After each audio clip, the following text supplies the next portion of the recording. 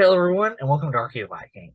Today is the first video of a new series I am doing on the earliest large-scale conflicts between European colonial nations and Native Americans in North America.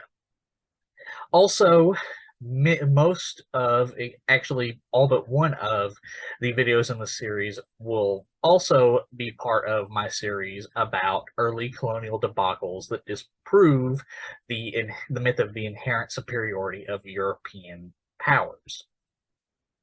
So with that out of the way, we're going to go into the first video of the series, the Anglo-Powhatan Wars and the decline of the Powhatan Confederacy in colonial Virginia. Okay, so right off the bat, like I always like to do, I want to point out, in our modern minds, in our modern worlds, whenever we hear names of places like, say, the United States, America, or China, or what have you, or Virginia, as you see here on the screen, understandably so, we tend to think of these places, countries, provinces, what have you, as they are in the modern day. Now, of course, that is not incorrect necessarily because it's what we know. Virginia, for example, has been in its current shape for a little under 160 years, give or take. However, as always, as I like to always point out, this is not always. In fact, this is never the full picture. These places, countries, states, provinces, what have you, became the shapes that they are through a series of gradual processes and events. So, in order to better understand how these places, nations, provinces, etc., came to be as they are in the modern day, we have to go back further into the past to get the full picture. But before we move on to that, I want to address something. I'm sure as many people who are watching this who have heard of the Powhatan Confederacy, I'm sure many of those individuals have also, or in fact, yeah, I'm very sure many of those individuals have heard of Pocahontas, or Matoaka as she is properly called, as her real name was. So I wanted to bring up that while I will mention her briefly in this video, the descendants of the Powhatan Confederacy have made it clear publicly and in published writings and such that they would prefer that the life of Matoaka Pocahontas be brought up as little as possible because of the tragic life that she lived. Of course, this does not mean that we can't teach about her or anything like that. But in fact, they want us to teach the actual history about her. But it's also important to remember that she went through a very tragic life and had a very tragic death at the hands of colonists. So they would prefer if, with the exception of educational purposes, she is generally allowed to rest in peace. And a lot of this has to do with things like Disney's Pocahontas, because Disney's Pocahontas is incredibly inaccurate and is a prime example of a white savior narrative, i.e., a narrative that paints white European or Euro-American colonists in a better light than Native American individuals. For example, John Smith in the movie Pocahontas is painted in a much better light than a lot of the Native Americans in that video, and Pocahontas is, of course, portrayed incredibly inaccurately. For example, she was like 11 when they met.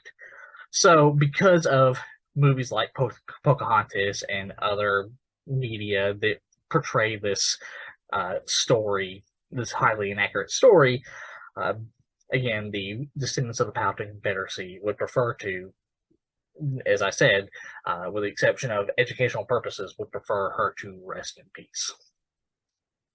Okay, so with that out of the way, we're going to move on to the first section of the video.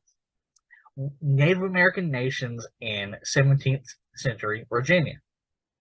So at the start of the 17th century, or the 1600s, before European colonization of the Atlantic coast of North America, North America was home to, in Virginia, was home to a diverse, a large number of diverse Native American nations, such as, of course, of some of the most famous being the Muskogee Creek Nation, the Cherokee, but you also had more lesser-known tribes, such as the Timucua or the Monocan and Manahoac and the Catawba. And these tribes lived lives that were both very similar to how Euro-Americans lived, but also very different. For example, they tended to have a higher put a higher importance into nature. They tended to live into they tended to have governments based around great councils and leagues. Men generally were in charge of hunting, whereas women were in charge of finances and raising the children and education and things like that. Furthermore, most Native American cultures in North America, and really in the Americas as a whole, were matrilineal and matrifocal systems. With matrilineal meaning that women, as I said a couple of minutes ago, controlled the property, and hereditary status was passed through the matrilineal line, i.e., for example, so I have my father's last name, and we trace my lineage, and most Euro-Americans trace their lineage from their fathers. That is not the case with Native Americans. They trace it from their mothers. And then, as I said, they were matrifocal, which meant that when a young couple married, they would go and live with the woman's family. And women elders could also approve the selection of chiefs and chiefs/sachems. Chiefs were known as sachems or sachems. I've heard it pronounced both ways in Eastern woodland cultures. Also, women were the ones who controlled the land, and they would pass plots of land to their female descendants, regardless of marital status. So, as you can see, this is very different from European American patrilineal and patrifocal systems. But, also, many of us, when we hear in America, when we hear the word Native Americans, a lot of people tend to think of teepees, for example. This is something that I've run into a lot working in the museum and history profession, where a lot of people seem to think that most Native Americans tend to live in teepees, which is not the case. Eastern woodland tribes tend to live in large to medium-sized villages or cities with that generally constituted large wooden palisades and long birch bark and wood cabins, or longhouses as they were called. And here are some of those examples here. And they were most definitely agricultural societies. In fact, they would have rather large agricultural fields, as you can see here, that would sometimes be included within the confines of the village or city, but other times would also be outside of it. With the crops being grown consisting of, but not being limited to, things like corn, beans, and squash, they would also forage for nuts and berries, which they would actually For those of you who watched my Native American horticulture and agriculture video, all Native Americans in North America across the board, and even in South America and such, would prescribe burns or do controlled burns to sort of map the forests to their desires, because oftentimes things like acorns and chestnuts and things like that, the trees that grew on them take longer to grow but are much more fire resistant. So if you do prescribed burns to burn away all the undesirable plants, you can then cultivate more desirable plants such as chestnut trees or oaks and things like that, berry trees that provide you with an additional food source other than what you grew via agriculture. And of course, the eastern woodland tribes would also hunt. They would hunt animals like turkey and, of course, deer, bear, fox, etc. And they would also utilize fish, fishing either through spear methods or handheld nets like you see here, or they would build what are called fishing weirs, where they would essentially design this sort of container cage, sometimes rock ring, where there would be an entrance sort of like this that was wide at the opening and would taper out at the end so fish could go in, but they couldn't get out. And the tribes of the eastern woodlands and North America as a whole also had access to a very well-developed trade network that for the eastern woodlands went all the way as far south as the Gulf Coast, as far north as the Great Lakes, and as far west as Texas directly, but also indirectly had access to trade goods as far west as the Pacific Coast and as far south as South America. And many of these trade goods included things like copper, flint, obsidian, pipes, and the pipe stone that the ceremonial pipes were made of, amethyst, and also conch shells. Sorry, not amethyst, turquoise. The turquoise.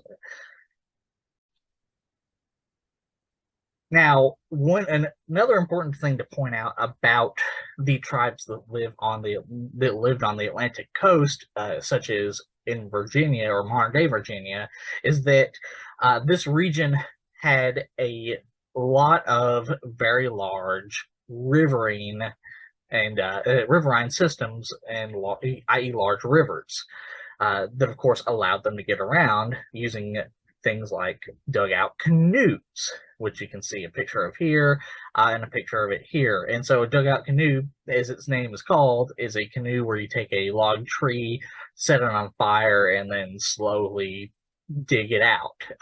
It's a little more complicated than that, but that's the simplest way it can be described. And of course, there was warfare present during this time, though it looked a little bit differently. I mean, sure, there was some form of quote-unquote conquest, but it didn't look the same as, say, in Europe or Asia. It was more about either producing confederacies, alliances, an alliance of nations under a sort of high king or paramount chief, as it would have been called, paramount sachem, or it was, say, a member of your village or family has been killed, and you would lead a raid or two to retaliate, sort of a form of a restorative justice, and then the warfare would be over.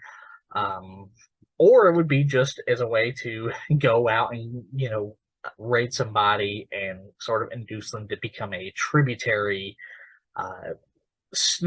tributary state, i.e., a village or nation state that would, not nation state, a village or kingdom or chiefdom that would provide some form of good, trade good that you were interested in, like, turquoise or conch shells. Which brings us to the rise of Chief Powhatan and the Powhatan Confederacy.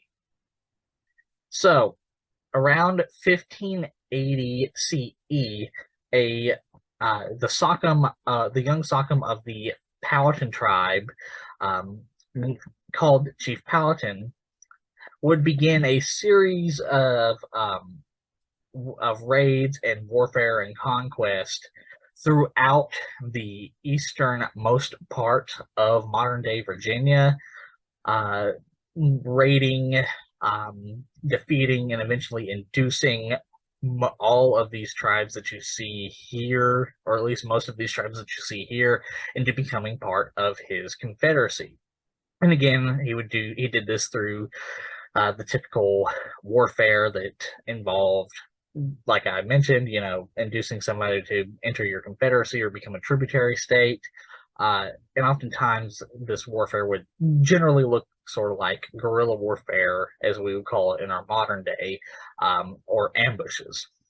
And eventually he would unite, sort of, all of these tribes into his so-called Powhatan Confederacy. And you can see here the red tribes right here, the names of the red tribes. The names of the tribes that are in red were the tribes that were originally part of Powhatan's burgeoning confederacy, and with the orange ones being the ones that he eventually incorporated into the confederacy through warfare and diplomacy, to be fair. And here's another map here of the general territory of the Powhatan Confederacy, which was a pretty large area. And here it is. Now, of course, once he formed this confederacy, this did not mean that warfare necessarily ended. After all, while he did form one of the largest confederacies, Native American nations confederacies in the region, he was still surrounded by enemies. I mean, to the south, he had tribes like powerful tribal confederacies like the Tuscarora and the Yamasee.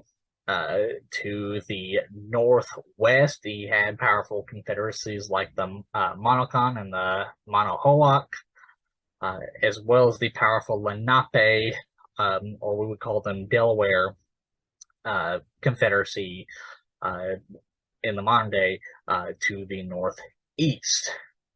And Powhatan, after forming this confederacy, his confederacy still had to contend with each of these enemies, and he did it generally skillfully through a defensive military strategy where he essentially only attacked these tribes if they would raid into his territory, and he would not get far out of his territory. He would only go far enough out to strike back and do the damage and then come back. He would also use diplomacy and trade relations to also keep them from invading him and raiding him as well. Did not always work. Again, go back to the warfare, but it was still an adequate strategy to keep his confederacy, his new confederacy, alive. Now, this brings us to European colonization, because you might be wondering, well, why did he start unifying this confederacy? Well, for one thing, of course, it was for personal status and things like that, to become a paramount chief of this confederacy and to be able to have access to a wide variety of trade goods throughout the Atlantic coast. But it was also because of the coming of European colonists, which started with, of course, the Spanish Empire in the 1490s and 1500s, which originally invaded and through a series of conquests that they almost lost, because despite common perceptions, the Aztec Empire actually did quite well fighting against the Aztec and the Inca empires, and the Maya did quite well fighting against the Spanish, but eventually they were worn down and defeated, and the Spanish conquered all of Mesoamerica, before they eventually turned their attention to areas like Georgia and Texas and such, which we saw in the DeSoto and Juan Pardo expeditions that I mentioned in one of my earliest videos. But of course, they didn't stop there and would eventually go further north to Virginia, where they would, through a series of early explorations and raids, they would eventually carry off several captives, including an individual by the name of Paquino, or also known as Don Luis, who was carried from Virginia to Madrid, and then over the course of the next couple of years was carried from Madrid, Spain, to Mexico City, and then sent back to Virginia. But because of storms, he had to go back to Spain before he was shipped from Madrid to Seville, and then from Seville to Havana, Cuba, and eventually to Virginia, finally, over the course of around 10 years. And during this point in time, he had actually at least nominally converted to Christianity. And once he returned, Spanish Jesuit monks would begin to establish, or at least attempt to establish, a settlement on the Chesapeake Bay, or what they would call the Baja de Santa Maria. But Don Luis, or Paquino, would reveal that he had actually, while he had put on the facade of converting to Christianity, that he had actually not fully converted, and probably due to the harsh treatments that he faced at the hands of the Spanish. And he would gather up several Native American warriors, and they would all gather up and kill Father Segura, the head of the Jesuit monks attempting to establish the mission, and he would kill Segura and all but one of the Jesuits, ending officially Spain's only attempt to plant a settlement in Virginia. The next Europeans who would attempt to make inroads into North America would be the French Empire. Here's France here, which would not actually go to Virginia. Their first explorations would actually be through modern day Canada, with Jacques Cartier's various voyages through the Gulf of St. Lawrence and the St. Lawrence River down to what is now modern day Quebec and Montreal. But while he had not gone to Virginia, Powhatan and many of the other tribes would have most definitely heard about his explorations, just like they would have most definitely known about, probably more directly, the Spanish attempts to colonize Virginia. And after Jacques Cartier's explorations, France would attempt to found various colonies in what is now modern-day Canada, with most of them failing. However, they would finally succeed in 1608 with the founding of Quebec. But now, the European power that would have the largest effect on the Powhatan and the other Native American tribes of the Atlantic coast of Virginia would be the British Empire, which had had earlier attempted to colonize the Americas with Roanoke, but failed. But upon seeing continued inroads into the Americas by their rivals, the French and the Spanish, Britain would decide it was time to try again, with King James I and the London Company creating the Virginia Company with plans to colonize North America, which would eventually lead to the building of Jamestown on the James River by the Virginia Company. And Jamestown would have several leaders, with some famous leaders being individuals such as John Ratcliffe, who I was not able to find a picture of, and of course the absolute most famous being John Smith, who would actually be captured by Powhatan's brother, Opechecano, and would be brought before Powhatan, and would be eventually inducted, at least partially, into the Powhatan Confederacy along with Jamestown, with Powhatan demanding that colonist activities be limited only to the immediate area around Jamestown. And here is the seat of Powhatan's power here.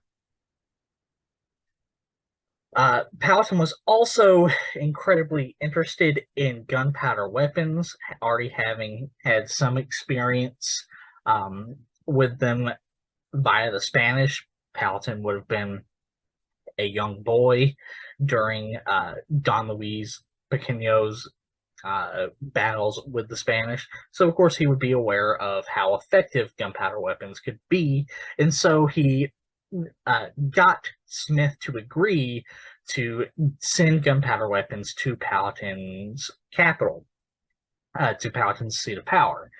Though, of course, Smith would, once upon getting back to Jamestown, would pretty much immediately break his promise. Smith would also implement draconian punishments for both English and Native Americans, mainly Native Americans, but again, English as well. And these would be the sort of kind of punishments you would see a cartoonish villain in a movie perform for stealing a piece of bread to feed their family. You know, heavy whippings, cutting off hands, and of course, shooting.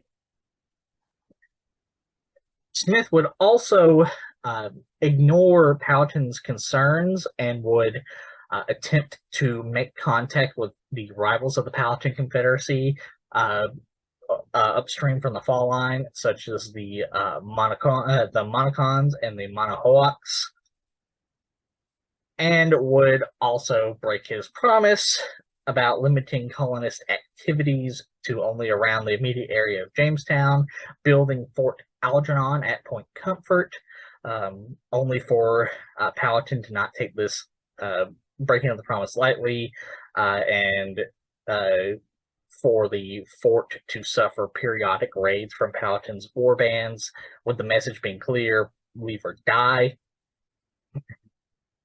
And all of this would be at the backdrop of a particularly harsh winter that would strike the Virginia coast around 1609 CE, that would induce a famine in both Jamestown and the Powhatan Confederacy, though the Powhatan Confederacy was far better off, having more food.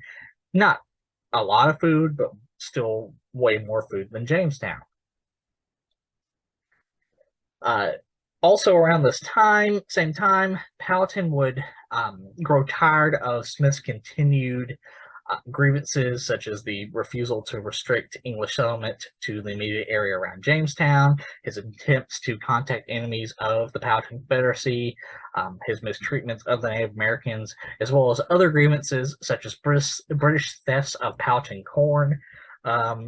And so all of these grievances would lead Powhatan to eventually order his warriors to ambush and kill Jamestown leader John Ratcliffe and 32 other colonists who had gone to one of Powhatan's villages, Orapox, to buy corn. And then, after initiating this ambush, Powhatan and his brother Opechecano would implement a strategy in which they would destroy any of the settlements that Smith had built outside of the immediate area of Jamestown, and then would begin to restrict colonists and into Jamestown itself, where the Powhatan warriors would lay siege to it and essentially starve them out in an event known as the Starving Time. And this starving time, as it's called, became so harsh that eventually, with the colonists cut off from all their food supplies, the colonists would resort to cannibalism, wherein they would, after an individual died of starvation, other colonists would take and butcher them and eat them for food. And we have a lot of evidence for that. Such as this cranium you see here that has butcher marks and cooking marks that was found in the archaeological record around this time period for Jamestown. Of course, all of this would eventually lead the colonists to attempt to leave under the heavy watchful eye of Powhatan's warriors, only for the colonists to be stopped by Thomas West, the Lord of De La Warre, as he was called at that point in time, but he's called now Delaware. And he would arrive with additional colonists, a doctor, food, supplies, and reinforcements of specifically a contingent of 150 armed men. And this in itself would lead to the continuation or start, depending on how you look at it, of the First Anglo-Powhatan War. So, before we get into the actual war itself, let's take a look at what the soldiers for both sides would have looked like at this point in time. So, Powhatan warriors would have looked generally like you see here. And despite what you might think, they did have armor. They would have had wood or padded armor that would have looked something sort of like this. And their primary close-up hand-to-hand combat weapons would have been various types of war clubs, whether they be tomahawks or axes, or mace-like war clubs like you see here, or sort of sword-shaped war clubs like you see here, which would either be like this, just a solid piece of wood with a sharp wooden edge along the area here, or they would have either one chert/flint spike, or some of them even had several flint blades lining the area, with the exception of the handle, making them very effective cutting tools. And of course, the Powhatan would utilize the bow and arrow. In fact, Eastern Woodlands tribes were well known for how skilled they were with bow and arrows. Bows and arrows had better firing rates than muskets, could be more accurate, and could still pierce European armor. Though it's also important to note that the Powhatan would also eventually be able to, despite Smith's attempts, to get a hold of European muskets. In fact, Powhatan would oftentimes, during his early raids on forts like Point Comfort, would have his men take some muskets with them. They would pay, say, Dutch or Spanish smugglers for them, a variety of different ways to get a hold of them. By far, they had more bows and arrows, but they most definitely did have some European muskets. Which brings us to the British soldiers themselves. So during the 1600s, British musketeers would have looked something like this. These are various different ways they may have looked. and their armament typically looked like flintlock pistols of varying designs. Of course, the flintlock arquebuses and sabers of this sort of typical design. Okay, so now that we've gotten the armaments and the general makeup of the military forces of both sides out of the way, now let's look into the general course of the war. Now, of course, the war itself started in 1609 with the initial raids by Powhatan on British forts such as Point Comfort, as well as with the siege and starving of Jamestown itself. But the general, the major engagements of the war took place actually after the siege of Jamestown, after Lord Delaware brought his reinforcements. Once these reinforcements arrived, British forces led by military captains such as George Percy here, as well as others like James Davis, whom I was not able to find a picture of, would begin to lead raids on Powhatan towns, such as a raid on the Powhatan town of Pashpaga in August 9th of 1610 CE. But British forces would also face several deadly ambushes at the hands of Powhatan forces and war parties, such as one led by an Appomattox war party of the Powhatan Confederacy in fall of 1610.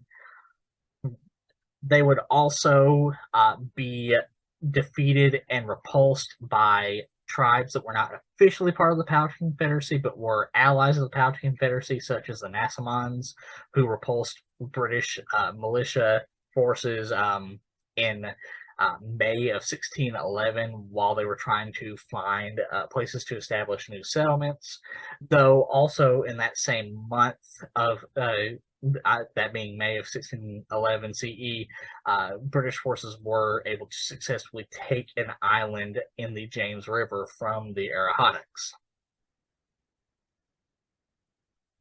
Also in 1611, another British captain by the name of Thomas Dale would establish a fort called Fort Henricus.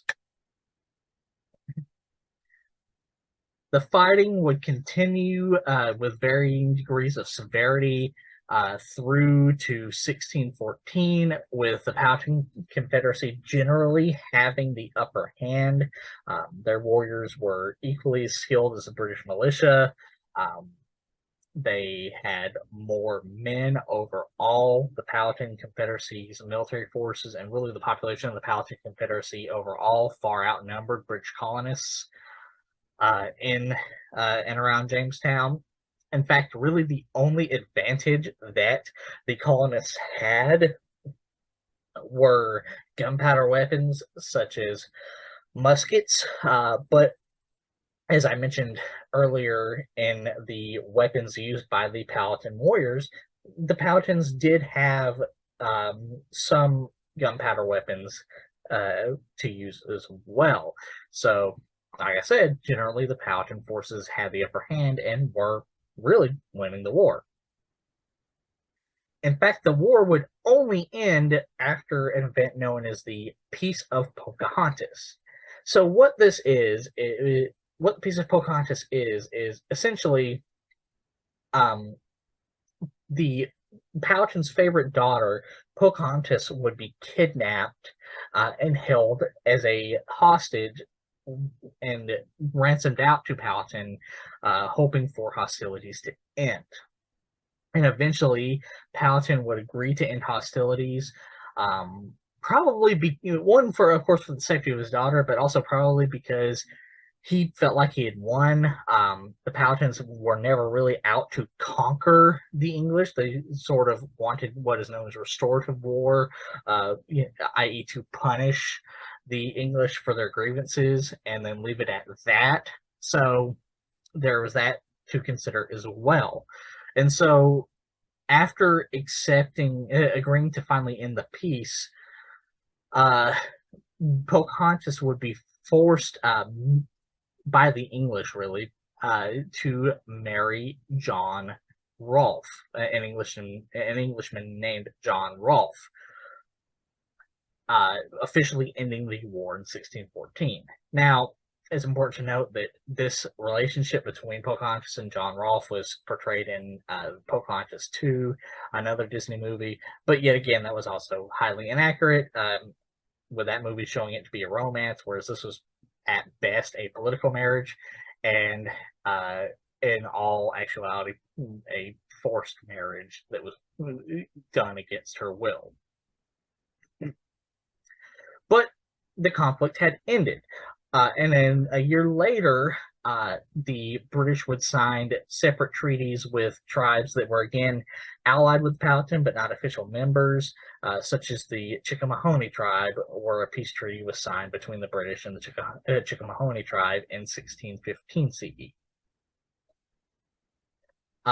And then eventually in 1618, Powhatan himself would die of old age and would be succeeded by his brother Opechecano, who would become the paramount chief of the Powhatan Confederacy, with Opechecano making his seat of power the town of Minmet. And here's a map of the Powhatan Confederacy under Opechecano. So, with the hostilities ended, Virginia would finally be able to go about making itself a profitable colony for the British Empire, specializing in a plant native to the Americas, tobacco, which they would go on to make their cash crop. Now, as you can see here, they had already begun to cultivate tobacco in 1612 during the course of the First Anglo-Powhatan War, but it wasn't that profitable, probably because of the war itself. However, starting in 1616, tobacco exports to England would markedly increase, starting at a relatively modest 2,300 pounds exported to England in 1616, and then increasing to around 202,000, nearly 203,000 pounds in 1624. And you can see this in this graph as well. And as you can see in this graph, it was an incredibly profitable venture and business for the Virginia colonists, which would, of course, draw more British migrants and immigrants into the colonies, with all of these immigrants hoping to also profit off of the tobacco industry, which of course would lead to a stark increase in British population, with the British population still having already increased to varying degrees from 1610 to 1614, with a moderate population decline, probably due to the war in between 1614 and 1616, with population increasing rapidly with in between 1616 and 1620. Again, probably because of people coming to profit off of the tobacco industry. In contrast, the Native Americans, the Powhatan Confederacy, would see a steady decrease in population, starting from really 1607 CE, when the British first colonized Virginia, but increasing steadily throughout 1622 CE.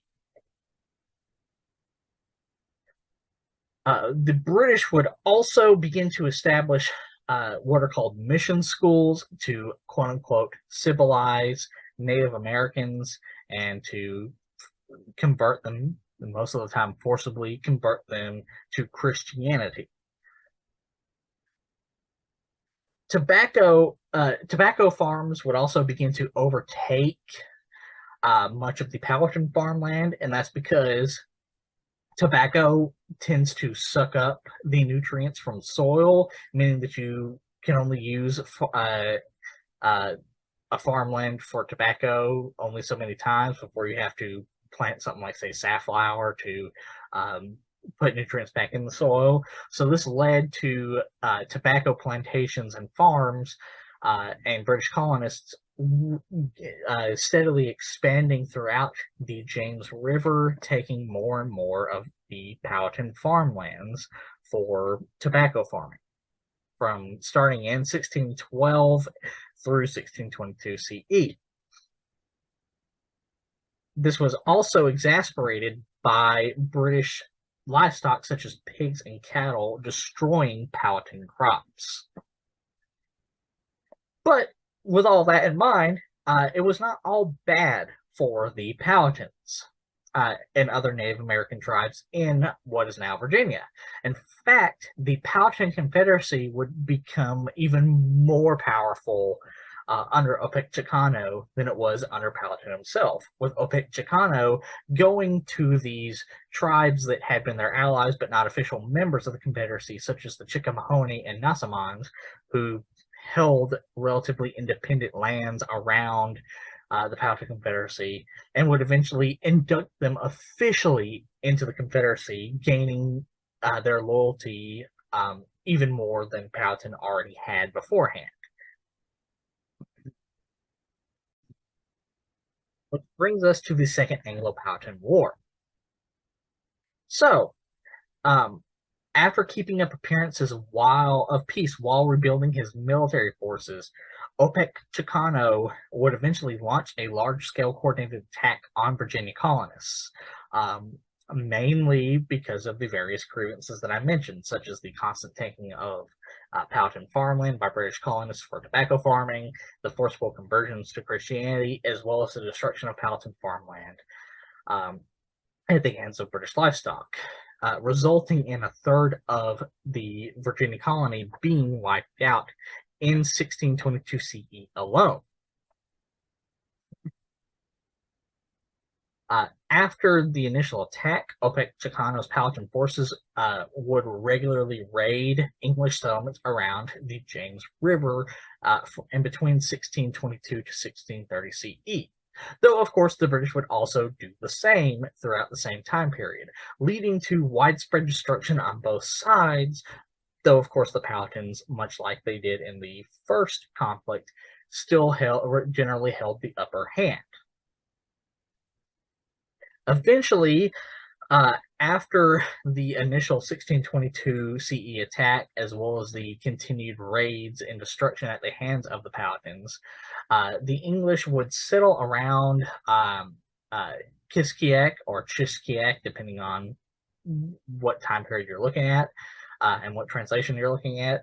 And they would begin to plan barricades to essentially cut off the British colonies from the Native American confederacies, such as the Powhatan Confederacy, with one of the barricades being built around a settlement that would eventually become known as Middle Plantation, which would be built in 1634 CE.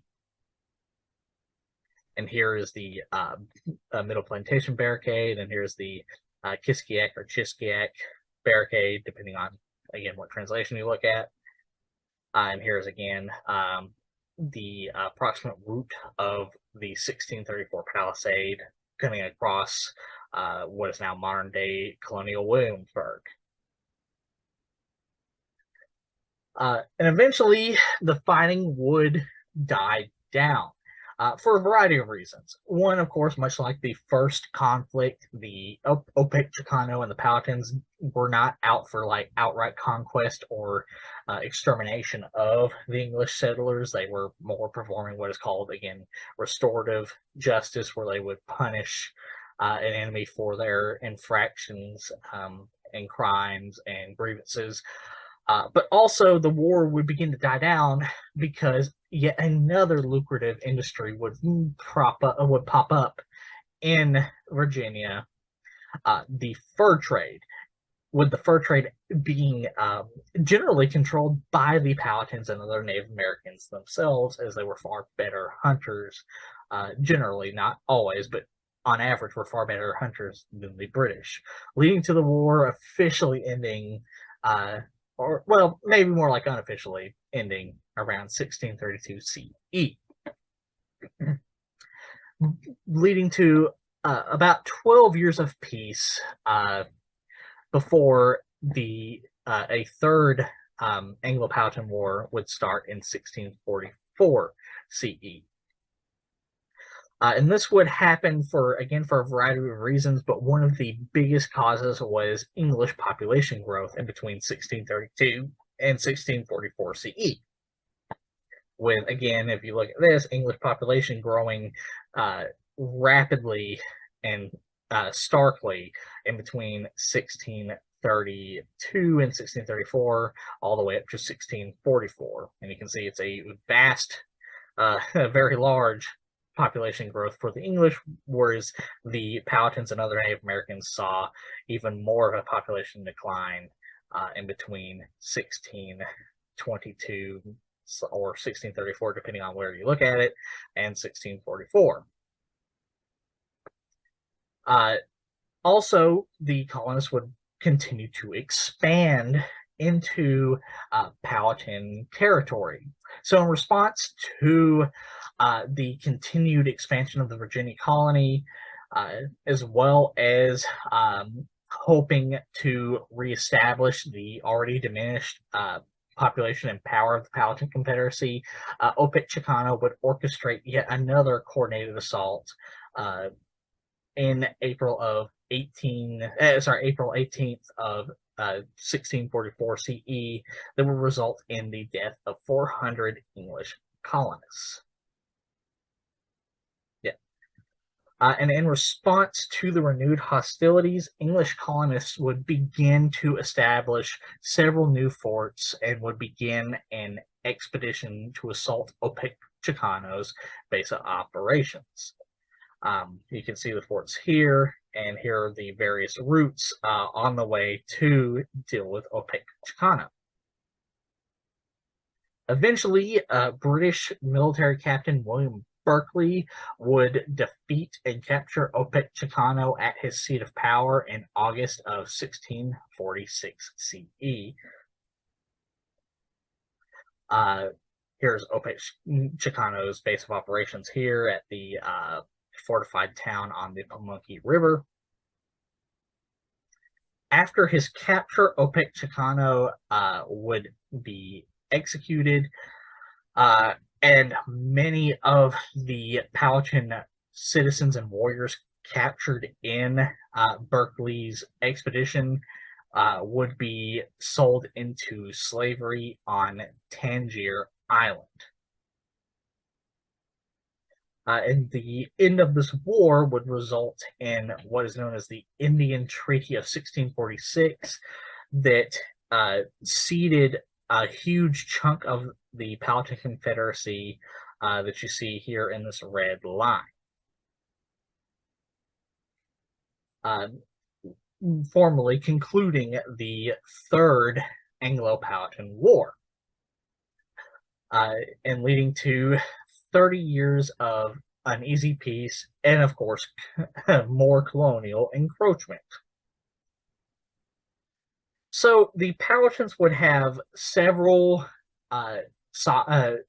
paramount sachems or chiefs since Chicano's death, with one of the longest lasting and serving ones being the female sachem, and I may butcher this and I apologize, Kokokoske, who would actually inherit the sachemship, or the chief being chief, from her husband Toto Potomoy after his death. And under her rule and the rule of BECKLEY, the Virginia colony would actually begin to thrive and grow during the peace, with witnessing an increase in the population of what are known as indentured servants, or individuals who are in debt and essentially sign a contract to work a landlord's land for a set amount of years before eventually gaining their freedom. And usually at the end of their contract, the landlord would give them, as per their contract, a set amount of land for them to own themselves, for the former indentured servant to own themselves. There would also be several joint Powhatan Virginian military campaigns, with one of the largest being the campaign that actually cost the life of Kokokoski's husband, Totopotomi, that being the campaign against the Mohawks and the Nahiyasans tribes to the northwest of the Powhatan Confederacy, that would result in the defeat of the joint venture and the death of Totopotomi. But eventually this peace would come to an end with an event known as Bacon's Rebellion. So this Bacon's Rebellion gets its name from the individual you see here on the left, Nathaniel Bacon, who was a military commander under a British militia captain under command of the current governor of the Virginia colony, William Berkeley, the individual who captured Chicano. And during this period of time, Nathaniel Bacon would begin to, there's really no other way to put this, he would begin to call for the outright extermination of Native Americans. And this was for a variety of reasons. One of them was because warriors of the Dogue tribe, a tribe that was never a part of the Powhatan Confederacy, had killed 2 settlers and destroyed fields of corn and also several cattle in 1675 CE, which eventually led to a militia captain, militia leader, Colonel Mason, attacking a nearby cabin of the friendly Susquehannock tribe, where he ended up killing 14 of them. In response, of course, the Susquehannocks would retaliate with attacks on the plantations, killing 60 settlers in Maryland and 36 settlers in Virginia, with other tribes joining in, killing settlers, burning houses and fields, and slaughtering livestock as far as the James and York rivers, all throughout January of 1676 CE. So, with all of these events happening, these events would begin to sort of color Nathaniel Bacon's view of Native Americans, his already negative view of Native Americans. And with this newly developed and newly increased hatred of the Native American tribes, Bacon, against Berkeley's orders, would gather a militia and would slaughter most of the men, women, and the children in an Occoneechee village in May of 1676 CE. It's important to note, we're looking at this right here, for anybody watching who says, oh, well, you know, the Susquehannocks did it first, you'll note that previously there was no mention of English children being killed. And you also note that that Berkeley did not want this massacre to happen. Nathaniel Bacon did this against the wishes of other Britishmen. So I don't want to hear any justifications for Bacon's actions. Because of this massacre, Bacon would actually be called to the Virginia seat of government, known as the House of Burgesses, by Berkeley, with the idea of holding him, putting him to trial. However, this would backfire because Bacon had quite a lot of support in the House of Burgesses, and with the support of the House of Burgesses, Berkeley would pass a series of laws known as Bacon's Laws, and would have the House of Burgesses force Berkeley to grant him a commission to fight Native American tribes in June of 1676 CE. And here is Berkeley's laws and his another document he issued known as the Declaration of the People, which had a variety of points. Of course, some of them involved taxes and the treatment of indentured servants, but as you can see here, most of the points, starting from point 4 down, involved what Bacon called the preference and protection and favoring of from point 3 down, but the preference and protection and favoring of Native Americans by Berkeley, with Bacon claiming that this was because Berkeley had a monopoly on the beaver trade that really was, as I talked about a few slides earlier, was actually controlled by predominantly by the Native Americans.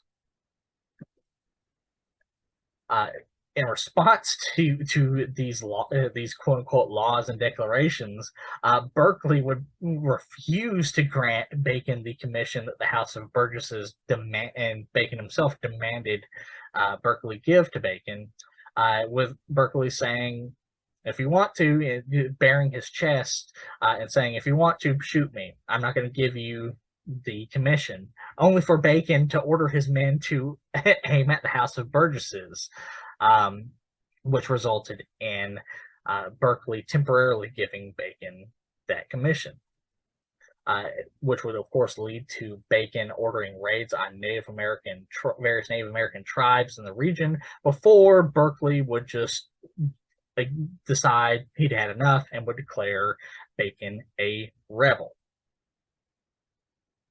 Bacon would then, in response to being declared a rebel, raise an army and would march on Middle Plantation, which would force Governor Berkeley to flee from Jamestown and Middle Plantation to the original Arlington Plantation owned by John Custis in Northampton County, with that route being in red right here. And then, after fleeing to safety, Berkeley would attempt to gain aid from Kokokoske, again, apologies if I butchered that, and the Pamunkey, with Kokokoske saying essentially like, look, I've come to y'all's aid before and really gained not much of anything. I mean, again, we've been attacked repeatedly by Bacon. My husband has died helping you in war, and we've really gained nothing in response to it, nothing from aiding you.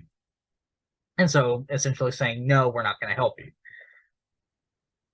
Shortly after this, Bacon would then gather the bulk of his forces and would lead an unsuccessful assault on the Susquehannock tribe, with the Susquehannock tribe performing a rather common tactic among Native Americans, which is generally to sort of disappear into the wilderness, and leading to guerrilla warfare and things like that, though Bacon was able to burn down some of the Susquehannock fields, but generally it was a failure due to not actually being able to find any Susquehannock other than those who ambushed it.